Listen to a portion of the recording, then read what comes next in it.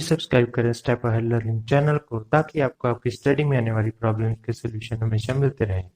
घंटी दबाना मत भूलिए।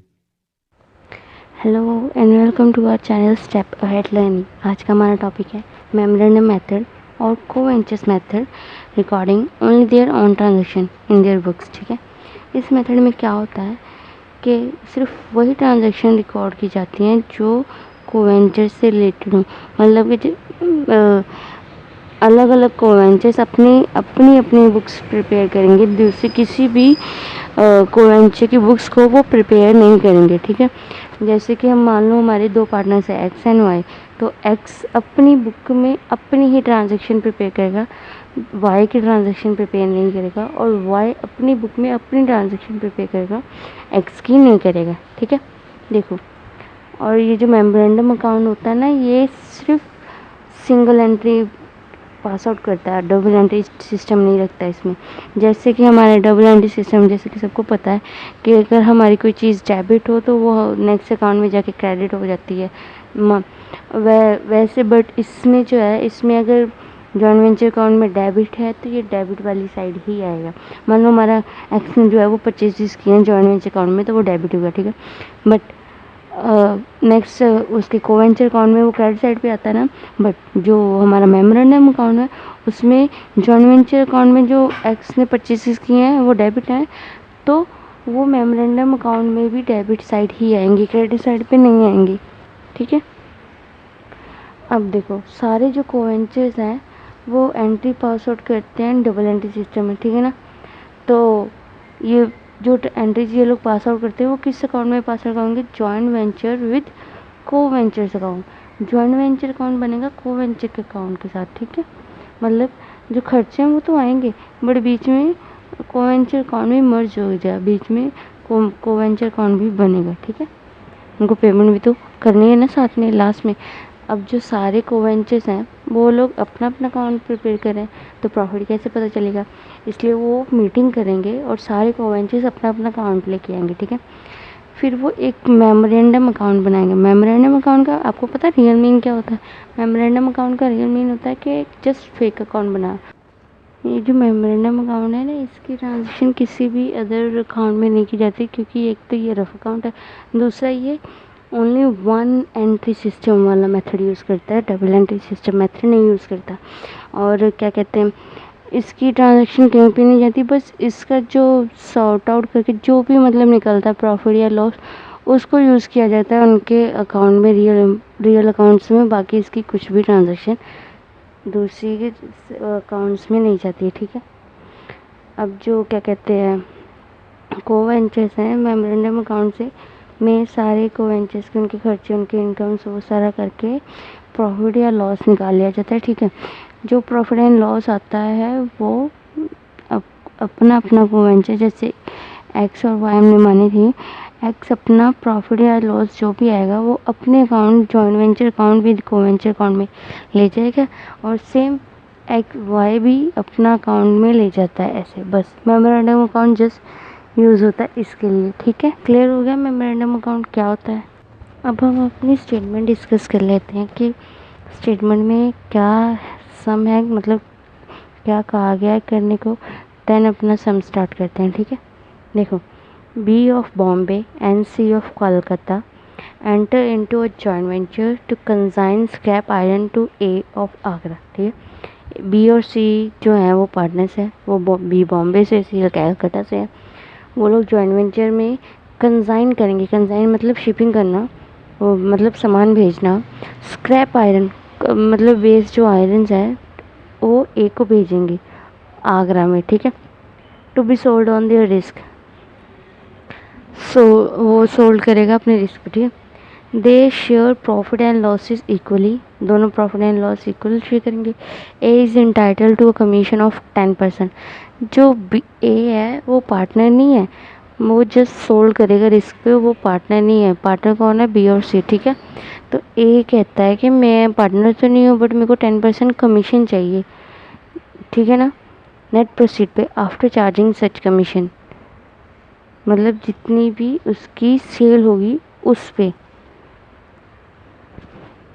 ए जितनी भी सेल करेगा वो उस पर अपना 10% कमीशन लेगा, ठीक है। अब क्या कहते हैं, बी ने सेंड किए 50 टन्स कॉस्टिंग 43 पर टन, मतलब 50 टन उसने वो भेजे, स्क्रैप भेजी, कितने पे, 4300 पर टन। 50 टन भेजे पर टन, 1 टन का अमाउंट है ये 4300, ठीक है, नॉट होल। अब उसने फ्रेट और अदर एक्सपेंसेस भी किए हैं, ठीक, 30,000 उसने अदर एक्सपेंसेस किए हैं, ठीक है, जो भी खर्चा लगा उसका। सी ने भी सेम किया, 70 टन्स के गुड्स भेजे उसने, कितने, 5000 पर टन पे, ठीक है, और उसने भी एक्सपेंसेस कर दिए 40,000 के। देखो सारा जो स्क्रैप था उसने बेच दिया 10,000 रुपये में, मतलब उसने प्रॉफिट कितना करवा दिया ना। और क्या कहते हैं, उन्होंने भेजे तो इतने पर थे, बट उसने 10,000 पर टन पे सेल कर दी। ही पे सेलिंग, उसने सेलिंग एक्सपेंसेस भी कुछ पे कर दिए, 12,000 रुपया ए ने। तो ही रिमिट्स 5 लाख टू बी, ए ने जो है वो 5 लाख रुपया बी को दे दिया, and balance to net proceed of C by bank draft, ठीक है। अब उन्होंने हमें बोला है कि शो करो अकाउंट्स किसके किसके, to show the accounts in the books of B and C, account show करने books of B and C, मतलब कि joint venture account with coventure B के अकाउंट में भी बनेगा और सी के अकाउंट में भी बनेगा, ठीक है। और to prepare memorandum joint venture account, और उन्होंने कहा हमें कि जॉइंट वेंचर अकाउंट भी बनाना है, ठीक है। अब हम अपना सम स्टार्ट करते हैं, ठीक है। सबसे पहले हम बनाएंगे मेमोरेंडम जॉइंट वेंचर अकाउंट, क्योंकि इसके बेसिस पे ही हमारे नेक्स्ट अकाउंट बनेंगे, क्योंकि इसमें से जो प्रॉफिट निकलेगा वो हम अपने कोवेंचर्स के रियल अकाउंट्स में डालेंगे, जॉइंट वेंचर अकाउंट में, ठीक है। तो इसका बनने सबसे पहले हम ये बना लेते हैं। देखो बी ने जो जो एक्सपेंसेस किए हैं पहले हम वो डाल देते हैं। बी ने परचेज़ किए हैं गुड्स 50 इंटू 4,300, ठीक है, तुम्हारा आता है 2,15,000, ठीक है। और उसने एक्सपेंस किए हैं फ्रेट और अदर एक्सपेंसेस 30,000 के, ठीक है, वो हमने डाल दिए। टोटल इसका कितना खर्चा हुआ, 2,45,000 के, ठीक है। अब सेम सी का, सी ने क्या किया है, सी ने 70 टन गुड्स बेचे थे 5,000 पे, ठीक है, तो उसको मल्टीप्लाई करें तो हमारा आता है 3,50,000, ओके। और एक्सपेंसेस उसके कितने हैं, एक्सपेंसेस हैं 40,000 के, ठीक है, तो दोनों प्लस आउट करके आते हैं हमारे 3,90,000। अब ये दोनों के एक्सपेंसेस तो हो गए, अब इसके सेल्स देखते हैं। देखो ए ने जो सेल्स की थी वो उसमें से उसने 5 लाख बी को दे दिए, तो ये उसकी सेल रिसीव्ड होगी ना, तो हम इसको क्रेडिट साइड पे डाल देंगे, sale by B, sale proceed received, ठीक है। अब सी की सेल देखो, उसने कहा था बाकी जो भी बचा वो बाय बैंक के द्वारा सी को मिल गया। अब क्या बचा ये देख लेते हैं कि ए ने कितनी अमाउंट दी सी को। देखो ए ने सेल की थी 120 टन्स, है ना, कितने पर पे, 10,000 पर पे, तो हमारा कितना आ गया, 12 लाख की उसने सेल की, ठीक है। उसमें से लेस कर देंगे 12,000 का उसने खर्चा किया था ए ने, हमने स्टेटमेंट में पढ़ा था कि ए ने थोड़े एक्सपेंसेस भी किए हैं, उसमें से माइनस कर देंगे, ठीक है। तो 12,000 माइनस कर दिए तो हमारा आ गया नेट प्रोसीड्स बिफोर कमीशन आएगा हमारा 11,88,000, ठीक है। बट बिफोर कमीशन हमें एक को कमीशन देने के बाद जो सेल आएगी वो लेना है, ठीक है। तो एक की कमीशन कितनी बनती है, आफ्टर कॉस्ट वाला ये केस है, तो इसमें क्या है कि 11,88,000 पे इंटू 10 डिवाइड बाय 110 करेंगे, आफ्टर चार्जिंग वाले केस है, ठीक है। तो उसकी कमीशन है 1,08,000, ठीक है। तो अब जो उसकी कमीशन है वो माइनस करके हमारा प्रॉफिट कितना आ रहा है, 10,80,000 प्रॉफिट है हमारा, ठीक है।